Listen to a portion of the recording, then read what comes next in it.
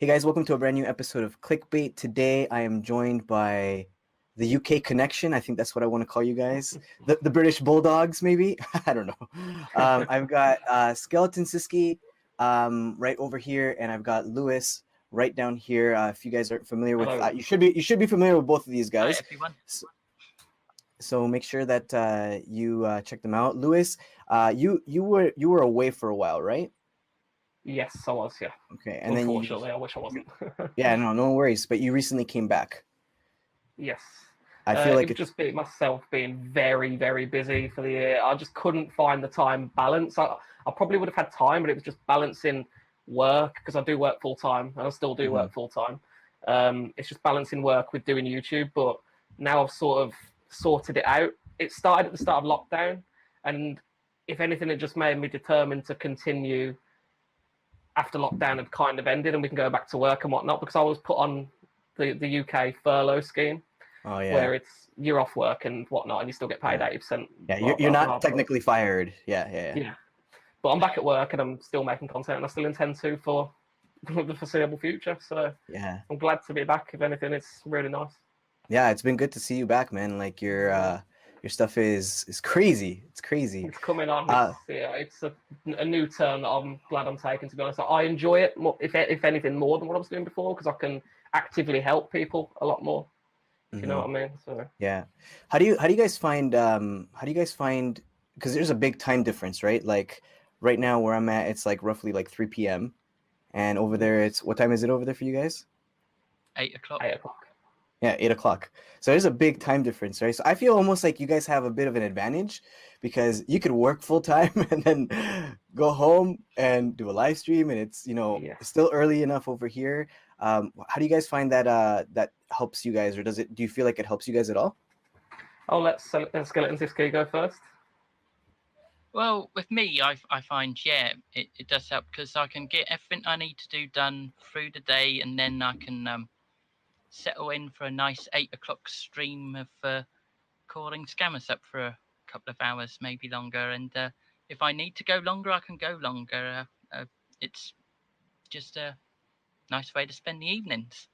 Yeah, it's similar for me, really, except maybe the only difference is because, like, even tomorrow I start work at 7 o'clock, so I leave my house at 6 o'clock, and that's why you'll sometimes see I might end my stream at a specific time, or I have a planned time to end my stream, and that's because I have to be up at 5:30, 5:30, So it's sometimes a bit of a struggle, but like basically the same thing. When I get home, it's kind of a perfect time to call scammers that target the US. So let's say 6, 7 o'clock over here. It's spot on. It's perfect time to call US targeting scammers. And when during the weekend, I tend to target UK targeting scammers. Okay. So I have a good balance, because obviously I gain access to scammers' computers, as you know, and I have a lot of scammers that target the US and a lot of scammers that target the UK. So what it means for me is I can still watch scammers over the weekend, because they are targeting the UK during the day. But when I get home, I'll still have some scammers online, because they're targeting the US. So I've always got some scammers to watch, and it's crazy. So, yeah, that's pretty sweet, man. Do you find is like Q? Do you find like are like scam calls really bad in the UK? I would say, yeah, they are pretty bad. Obviously not as bad as the USA, but I reckon we're up there with like number 2 target. I guess you could say. Really? Yeah. Wow. So what kind of scams do they run in the UK? Because I know like you guys call like SSA scammers, like mostly the US ones. So it's rare for me to like. I know they target Spain a lot. And I would love, honestly, I would love to call those scammers that target Spain, because I speak Spanish fluently. Right? It's funny that you say that, because just this morning I've got. I think you might have seen my post on Twitter. I did. The one that the scammers PC I was watching was targeting Spain. Yeah. And every call he would pick up and say, "Can you speak English?" And then it was hang up after hang up, and then it'd get as far as saying, "Are you in front of your computer?" and things like that. But he was targeting Spain. This one I've got at the minute, the call center. It targets Germany, France, Spain, everywhere in Europe, the US, Canada, Australia, everywhere. basically the whole Western world, if you like, and Australia. He will target anywhere, preferably ones that speak English, but even if they don't speak English, that's not a problem for them. They'll just try and scam them still. Yeah, I got the Service Canada scam called me yesterday, and I literally like on my actual phone, my actual line. So I never want to bait them on my actual phone just because I just don't want them having access to my phone and knowing that I baited them. So what I did is I just pretend like I was it was like my mom, and I was in Spanish, and I was like, "Aló, mami, sí, ¿dónde está mi hermana? No sé," you know, like I just started going off, and they just click like right away, and I was like, "Yeah, that's right." You know, hopefully it's like, "Hey, this number, just never call it. They don't speak any English." You know, that's kind of like my, I guess, my defense. But but what kind of scams do they do in the UK? ISP scams. They'll call and say they're from a UK ISP, Virgin Media, Sky, BT, Talk, 4 major British ISPs. They phone up. They say, I'm calling you from, let's use Virgin Media as an example. I'm calling you from Virgin Media's technical department. And then they proceed to run kind of what's a combination of the tech support and refund scam all in one go, basically. Okay. Very interesting and pretty scummy, in my opinion. Yeah. Q, have you had experience with those guys? Yeah, actually, I think that's more or less how I got started with the old scam baiting, because they tend to like focus on the elderly, so they call them up at like 10 in the morning over here because they know working people be out at work and whatnot. But yeah, I noticed that every day each month they would call up with the exact same script, and at the time I did have a little basic VM going on, and so I thought, yeah, all right, I'll toy with them. And then the same month after, they did the exact same thing on the exact same VM with the exact same script. It's they never learn. They never learn. A question I've got for you, Skeleton. What about like the HMRC scams? Do you get many of them? I don't get many of those, but They're quite rare to come by, I find. yeah, those that I MRC, is have that what you said? uploaded. HMRC? Yes, Yeah, HMRC. Let's compare it to the IRS. Okay. Yeah. Basically. Majesty's Revenue and Customs, I think it means, or something like that. Really? Yeah. Oh man.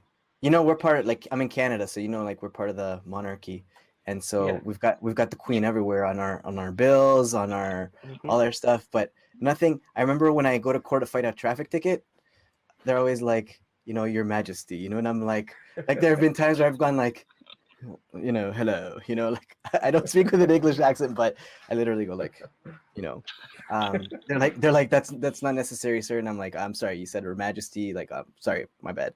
But so Lewis, how did you get into scam baiting? Did you like see someone's video, or did they call someone, or like what happened for you?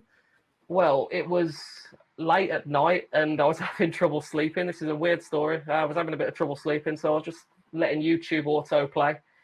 Late 2015, early 2016. And one of Troy Hunt's videos came up of a basic scam bait. It was back in the day when you could use Windows XP as a scam bait VM. He was using Windows XP, kept them on for about an hour and a half. And I just thought, oh, I might try that. And then I discovered Jim Browning in his early days.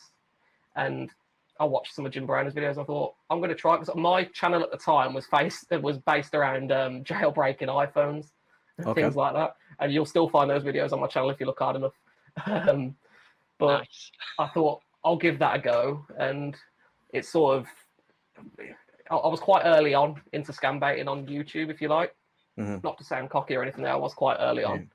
And it went down really well. And I thought, well, it's helping people at the same time. It's a win-win, you know. It's good fun.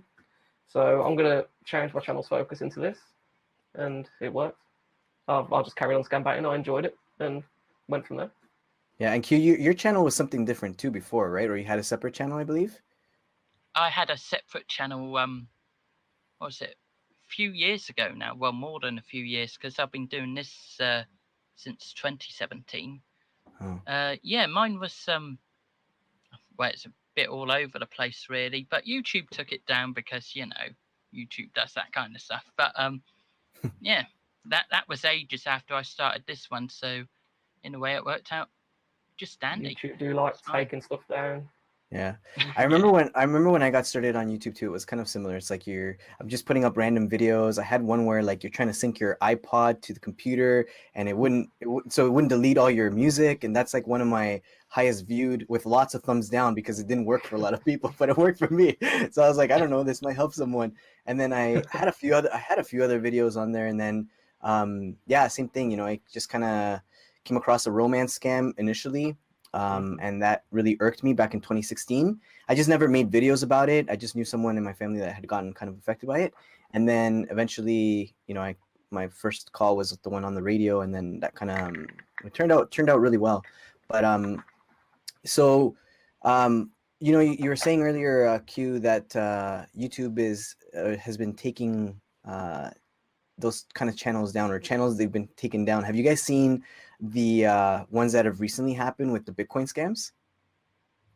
Oh No, yes, I'm honest.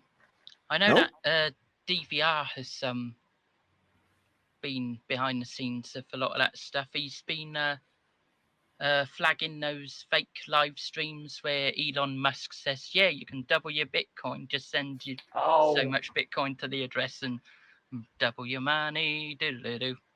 No, I've seen it all over it's all a Twitter, yeah. scam. Yeah, similar to what happened on Twitter. The difference with this Yeah. one though is what they're doing is they're bypassing two-factor authentication.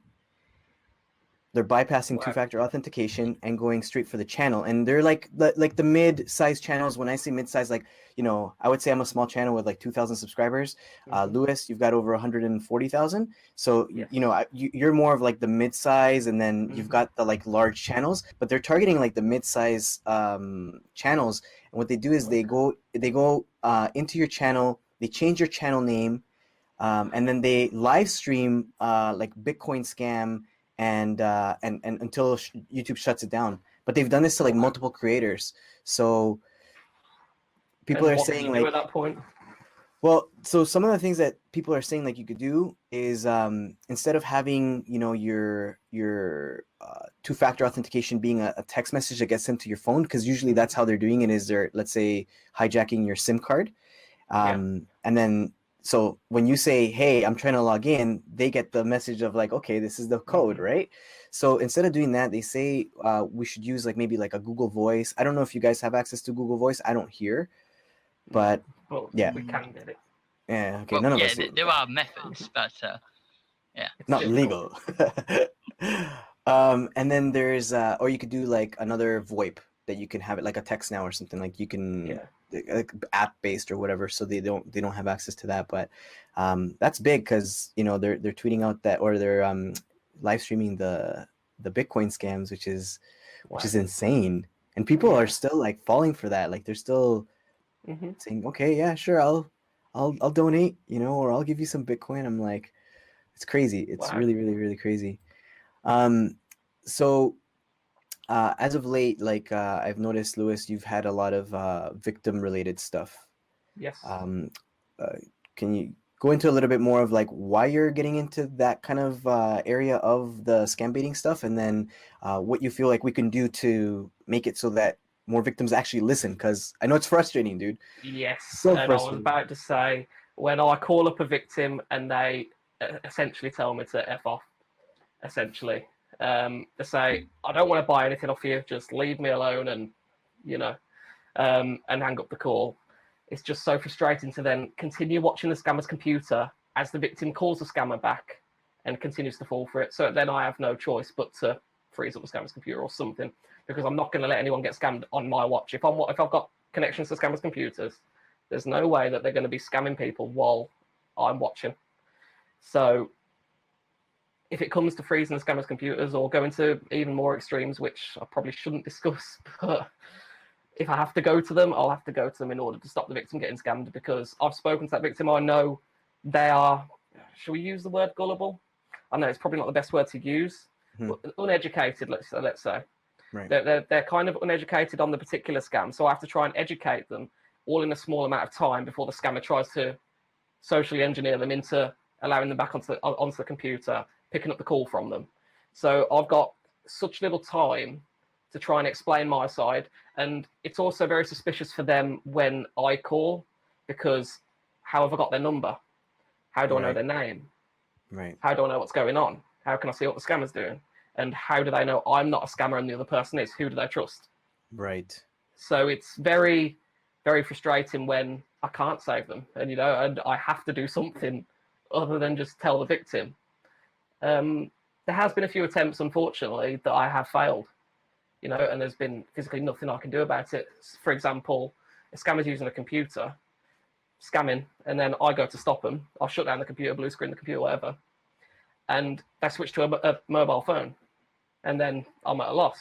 There's nothing I can do there. So it's things like that. And I'd say the reason I've got into it more is because it is, in my opinion, more helpful to actual victims. It might raise awareness to... I actually do get a lot of comments from older people, less technically minded people, less educated on scams people, telling me that they've watched this video and they wouldn't fall for it. And that's because I've shown the scammer's screen, I've called the victim, so they know exactly how it works and exactly what to listen out for and look out for. And also, when I call the victims up, I'll get them to remove any remote software, anything like that, just to make sure that there's not a chance of a scammer connecting back. And I'll tell them as well, every victim I call that actually listens to me, I'll always tell them, if you receive any calls from Microsoft, anyone like that, and they want remote access, it's almost always a scam. I just try and advise them. Ultimately, it's their choice whether they listen to me or not. Ultimately, there's only so far I can go without getting myself into serious trouble. So it kind of, I do what I can, basically. And it is a good feeling when that victim blocks the scammer's number, uninstalls TeamViewer or AnyDesk, whatever they're using, and that's it, I've saved them their money. It's a very good feeling when the victim's on the end of their phone thanking me rather than paying a scammer. That's why I do it. Q, have you had any experience with the victims too?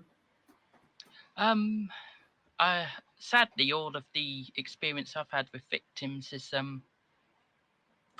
well, less than satisfactory.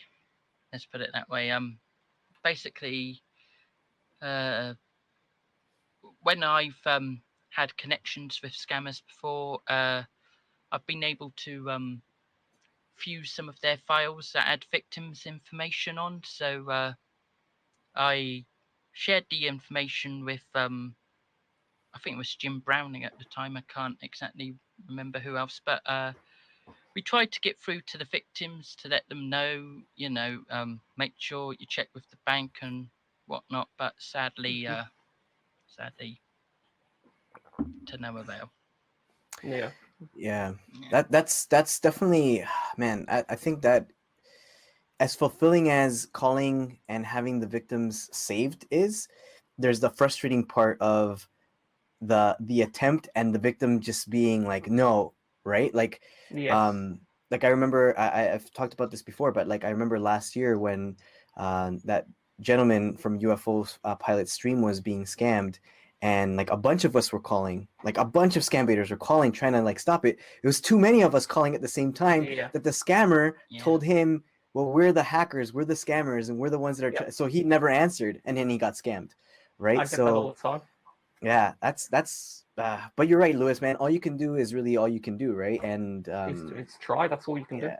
Yeah. I find trying to contact victims, I personally, like, that's the direction I would love for my channel to go into, is me like calling victims and talking to them and walking them through like what's been going on, what's happened, and making that difference for them, because I like scam baiting. I love talking to scammers, but I'm not good at gathering like information, if that makes sense, right? And I think man, ideally I would love it if somehow, some way we could set it up where there was like the very technical savvy ones who know how to gather the information, and then we spread that information amongst each other and say, okay, this team will call the victims, this person will be the gatherer, and do this and that. Because I think, if I'm calling victims by myself and I've got a list of 50 people, that's really hard to get through, man.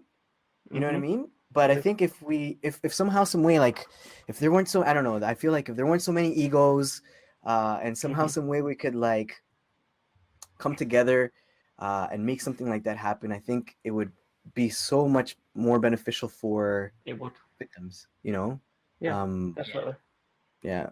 Well, what directions do you guys see like your channels going in, and what you want to do with scam baiting? Skeleton, you want to go first? Well, I would like to do a lot more of the UK scams, to be honest. I did used to do a little bit of it in the past, but I can't remember whether it was Xlite or whatever, a UK VoIP service. I've had a lot of troubles recently, so just today, in fact, I've installed Micro SIP, so Yep. hope to go down more of the What's that? It's Talk, a VoIP. talk to me and all the non-techie people. Okay. Basically, it's a VoIP system, I think. You know, just to call UK numbers over the internet. So I'll be able to Okay. dial up some more of the HMRC and Yeah. and the BTs and the Skies of the world. Yes, it's exactly what I use. I'm not going to say out loud on this what SIP service we use in case it gets flooded with scam baiters, because they might start taking us down, just like what happened with Fire RTC. Right. Because it could be abused like Fire RTC was. Yeah. But I do pay for it, and it allows me to call worldwide numbers, and that's how I'll call a scammer if I get their personal mobile number, which I do often get. But microsip is good, and the service allows you to call worldwide, but only if you pay for it. It's like £10, and I put £10 on about 3 months ago, and I've called countless scammers, and it just doesn't run out. So it's a very cheap and very good investment. But as for the channel, it's not just one type of scam baiting that I enjoy. I enjoy my foul language, inappropriate scam baiting that's not family friendly. I enjoy educating, like with the scammers connections and that. It's just kind of a mix and match for me. One week I might release a vulgar video, and the next week I might release a informative video. So it might not be the best for attracting an audience, because some people might find my other videos offensive, quite frankly. But there are a good amount of people that enjoy them. So I do enjoy the Sid videos and the Abernafs. Exactly. And, exactly. Yeah. The origins of Brit Monkey. Exactly. It's what my channel was built on, was the foul language, swearing, just basically being. I don't know if I can say it. Can I use any language on here? Yeah, man. Go for it. Just That's fine. basically being an arsehole to them. Yeah. Just absolutely terrorizing them. And when you do your reveal and they start swearing in Hindi, and you come back at them with the Hindi, they're like, wait, what? Yeah. It shocks some of them. I had one today, actually, who I got a connection to somehow. I don't know how, but I got the connection to her. And then shortly after, I did a little reveal. Just little things here and there, nothing obvious, just subtle reveals. And I just heard her whispering down the mic. I just heard her whispering. And then I was like, I'm sorry, Rundy, what did you say? And then she kicked right off.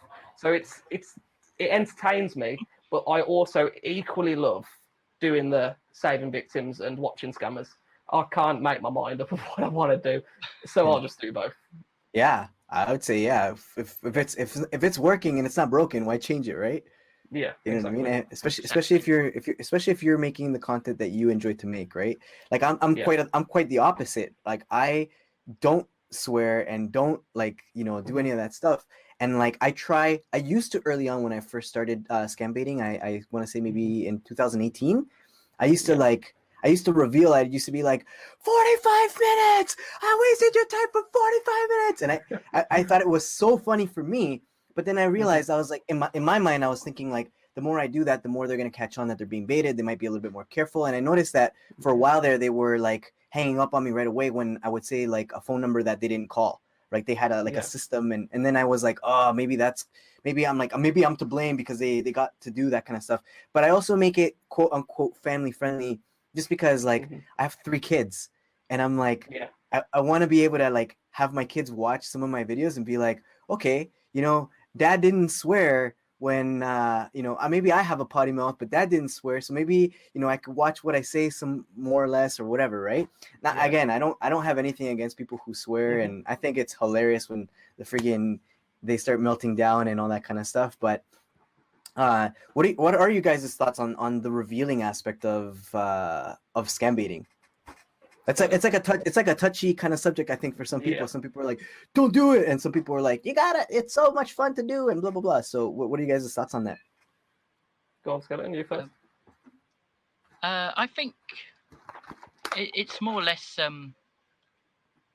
would say more or less depending on the actual call itself. I mean, you can have some calls which could continue for a long time and go somewhere and whatnot, but then there are other calls where they would pick up straight away and start, it's just the only thing you could do is like say a couple of Hindi stuff back at them, or trigger them into saying you bloody this, you bloody that, because they've often done that to me. I always find it funny when they say you bloody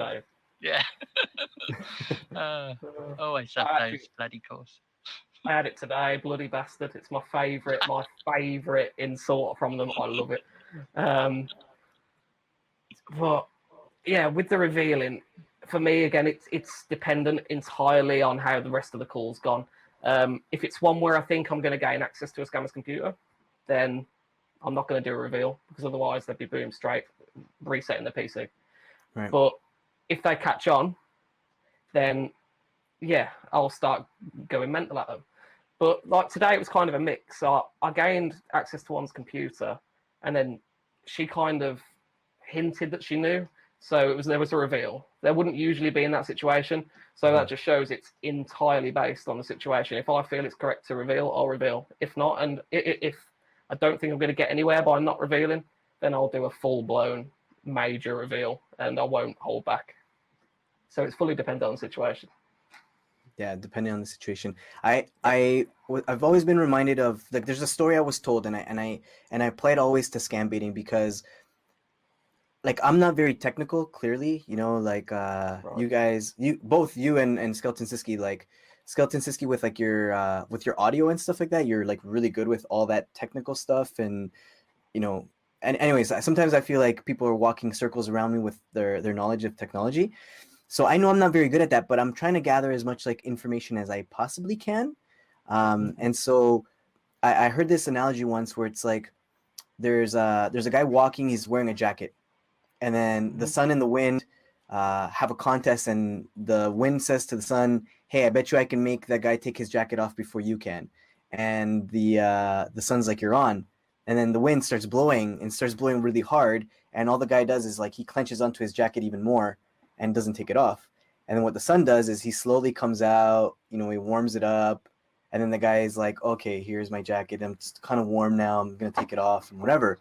And the moral of the story was, when you attack someone like really hard, they're gonna clench on to what they know, right? So if they're a scammer and you come at them really hard, they're gonna keep like, screw you guys, I'm gonna keep scamming and blah blah blah. Now you're gonna put them in a horrible space of mind, just because it's like no one likes being attacked, right? Yeah. So in that sense, it's good. And then there's other things, and I've had discussions with other scam baiters that are like, I don't think it matters how you say it, what you say, what you do, as long as you can gather the information, whether you're hard at them and they give you the information, or whether you're warm at them and they give you the information. I just find that, I think in my mind, that going about it like not like in a warm way would possibly be more beneficial as far as getting information. But then again, I don't get information, so I could be wrong. You know what I mean? So it's like I said, it's just entirely based on how it's going, what the situation is. You just go with the flow, for lack of a better word. Yeah. What are you guys' thoughts on like what have you learned since you started scam baiting? How prevalent it is, scamming. How much of an issue it actually is. How limited what we can do actually is. I don't like to say that. I don't like to think that. But with the amount of scammers, it's just a giant game of cat and mouse. Will we ever be able to completely stop them unless...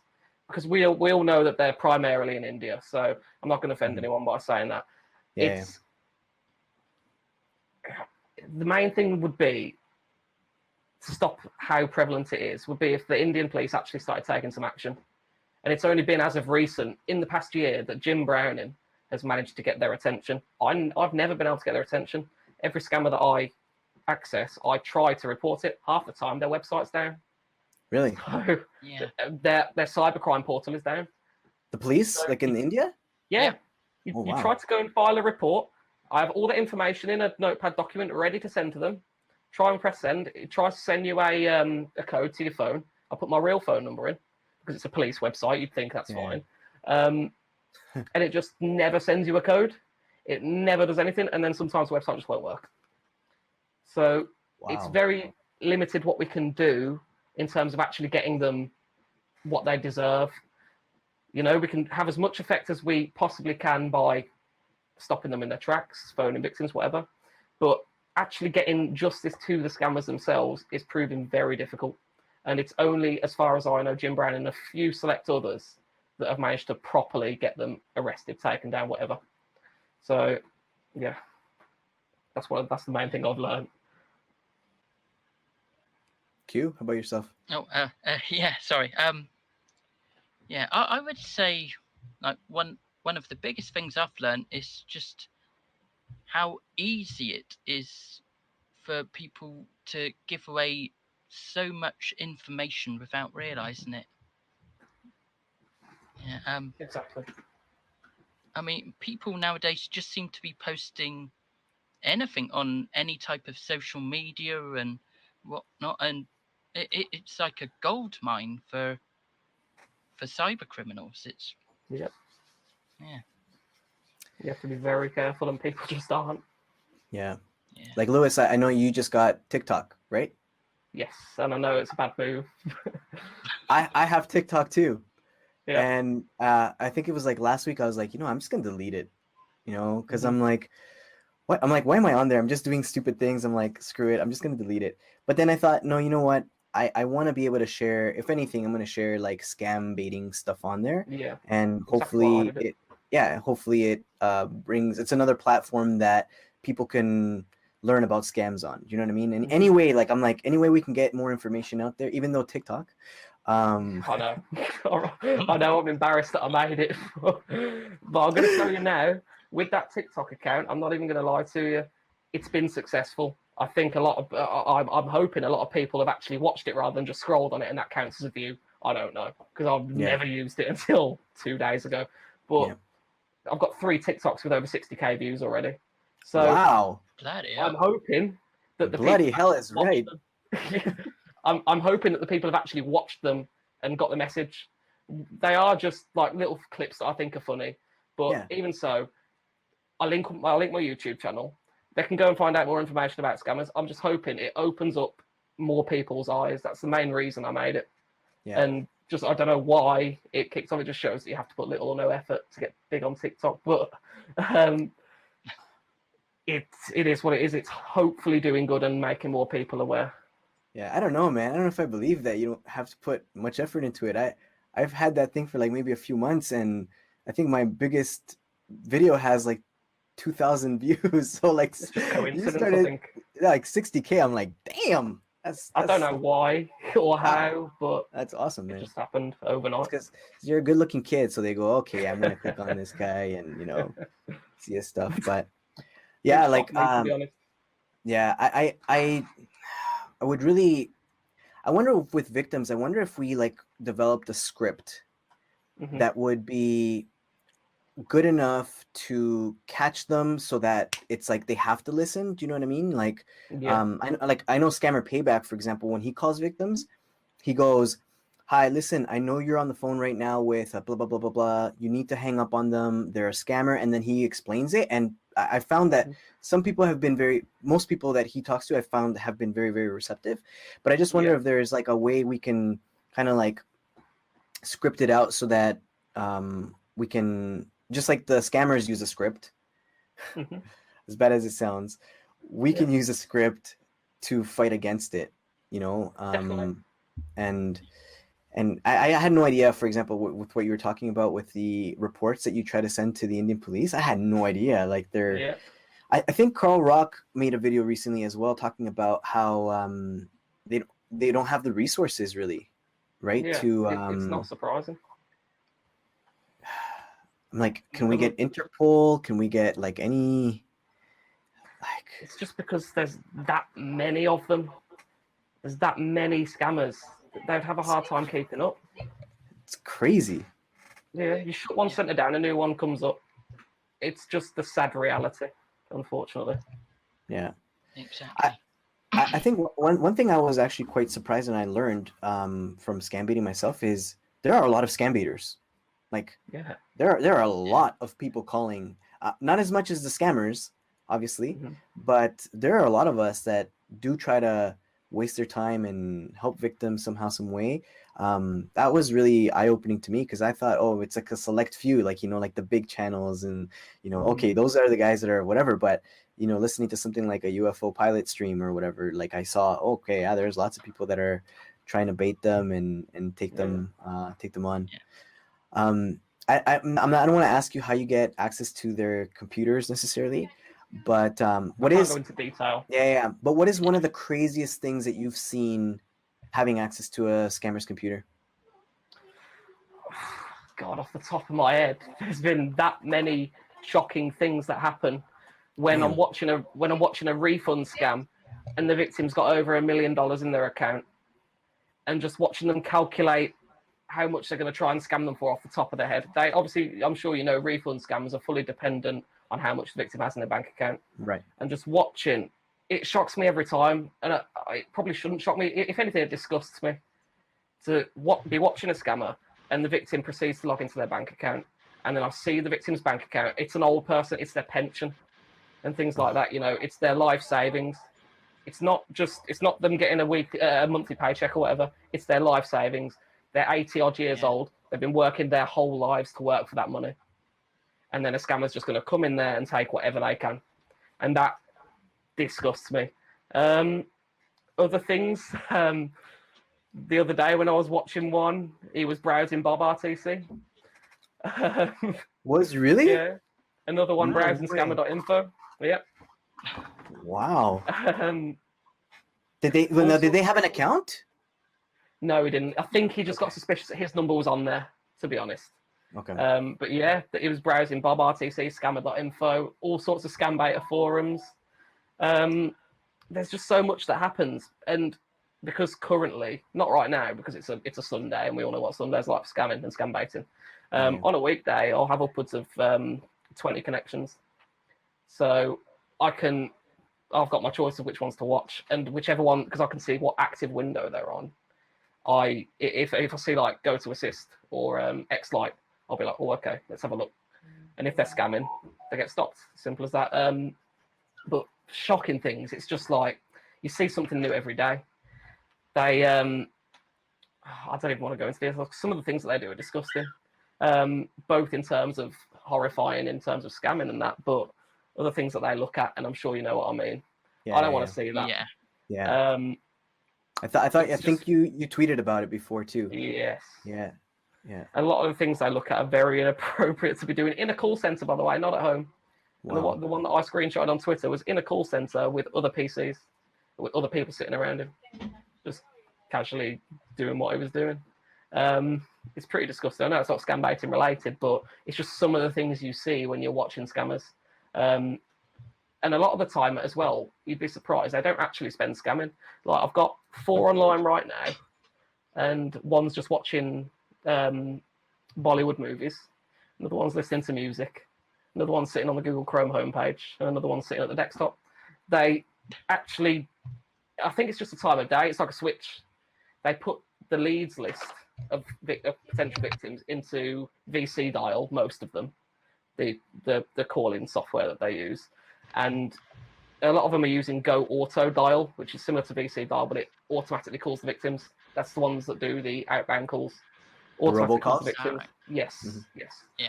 And they send out literally hundreds of calls a minute, some of them, the bigger call centers. And it actually makes me quite happy when I'm watching multiple computers at once in the same call center, and it's just hang up, ban short, hang up. it's so satisfying to see how many people are wasting their time, how many people don't fall for it. But then again, one slips through the net and they successfully scam them, or they're close and I stop them. So it's things like that you see when you're watching the scammers, and some are horrifying, some are quite amusing, some are reassuring, but mostly quite horrifying. So, okay, now let me ask you something else. I don't know if you can talk about that either, but how did you get so good at that aspect of connecting with It's not scammers, just computers? myself. I work with someone called Cuds. He's helped me out a lot. He introduced me to it just after I made my comeback. He messaged me saying he could help me out with all that, and he's taught me a lot, to be fair. He's taught me a hell of a lot, and I can't thank him enough for that, really. I'm very clued up on how to do it now. I know how to do it basically all on my own now, but he does help with everything. He's very helpful. Like I say, got me introduced to it. I did try it years ago, but to no avail. It's helped me a hell of a lot, and now it's just developed into this where I can do it on a regular basis, and I've got decent at it, decent enough to gain access, let's say 1 in 3 calls. So it's come on quite a lot, and I do have Cuds to thank for introducing me to it, and just going from there, really learning about it, learning how to do it, different tactics, whatnot. It took a while to learn, but I think it's definitely worth it. How long would you say it took you to learn? To do certain things, weeks, months. To do one thing. I didn't mean to say do one thing like a scammer there, but like to do one, like to learn how to do one specific thing, it might have taken ages, because I will admit I'm not the quickest learner when it's something completely new to me. But yeah, I've learned it now, and it's paying off because I can help as much as I can. I used to more when I was younger. I used to do a lot of breaking, like breakdancing. Sorry, I call it breaking. People call it breaking. And to get one move would literally take you like 2, 3, 4 months. And so many people give up just because it's like, oh, it's taking too long. Like they want it so quick. And it's like, if you can be patient and learn that kind of stuff, like I think, thank you for what you're doing, man, because what you're doing is phenomenal. Like, same with every scambaiter, to be honest. Yeah, like it's just amazing to have access to their computers and be able to see like in real time and be like, okay, I can try to stop them now, or I can do that kind of stuff, you know? And like, I feel like when we're calling as baiters, it's mostly like just whenever, right? Whenever we can, however we can. Skeleton, what do you think we can do as a community? I want to say like come closer together, but more or less like I know Lewis said earlier, it almost feels like it's a losing battle, right? Because there's so many scam call centers and all that kind of stuff, right? But how do you think like we can slow them down even more? Do you think that's possible at all? Well, ideally that would be great, but I think like because there are so many scammers and scam baiters out there, there are like, how can I say, certain groups within the scam baiting community, and there's often like a clash of egos, and right. Yes. I reckon if we could just put egos aside and focus on the real enemy, on the actual scam baiting. Yes. Yeah. Like I can agree. I'm not going to name any names, but there are some people that don't like me within the scam baiting community, and it is what it is. I don't have an issue with anyone. I will talk to anyone in this community, because we all have the same end goal at the end of the day. Yeah. We all want to take down as many scammers as possible, and I'm happy to put my differences aside. It's just we've got one battle to do. Let's just get on with it. Right. I agree 100%, dude. 100%. Like when you messaged me on Twitter, I was like, oh, cool. This is cool. Like, I'm like, how the hell do you know who the hell I am? I watched some of the episodes. I thought, I'd like to get in on that, talk to some of the scam baiters face to face. Yeah.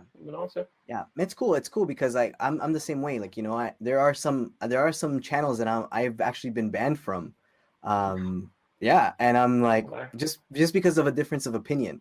You know what I mean? Yeah. And so it's like the important thing is set those differences aside. I still support that scam baiter. I'm still subscribed. I didn't go like, oh my gosh, you banned me, screw you, I'm never coming back. Like I get it. Do you know what I mean? But at the same time, it's like if we could learn, or if we could put those egos aside, I think it would be so much more power to what we do. Yeah.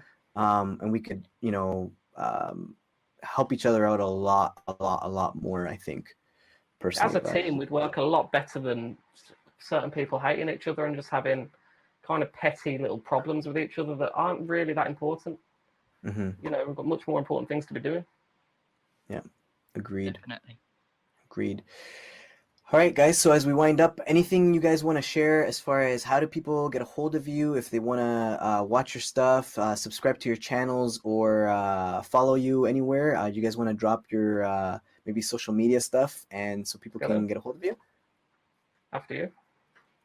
Well, I guess my biggest social media is probably the Twitter. So if you could check me out there, I've forgotten what my bloody hashtag thing is over there. I think it's something like Syskey or something. Yeah, it's so, Syskey. Yeah, Syskey. Yeah. Yeah, and then I'm on a few other platforms as well, like Minds, Parler, Libri, all kinds of other platforms. So if you search for SkeletonSyskey there, hopefully I'll pop up. Right on. With me, it's YouTube, Lewis's Tech, as you can see on the screen. Twitter, Lewis's Tech YT, without the apostrophe. And God help you, TikTok as well. I'm sorry that I have it, but I have it. If you want to follow me on there, you can feel free to. But mainly my YouTube and Twitter. Oh, that's awesome, man. And now you've gotten your girlfriend more involved too, right? Like in the calls and stuff. I know you did a couple baits, or your dad's been in a couple of your videos as well. Yeah. And I want to do another one with him soon. So yeah, that should be fun. Is he pretty supportive of the whole calling the scammers and all that kind of stuff? Yes, even today I was on a call. They were asking me to call my husband because I was using this voice. Oh. And I called my dad with my microphone on me and said, "Can you quickly call me back and pretend you're at the store?" And he was like, "Yeah, no problem. Call me back." I was like, "Sorry, Angela, I'm at the store. I can't speak right now."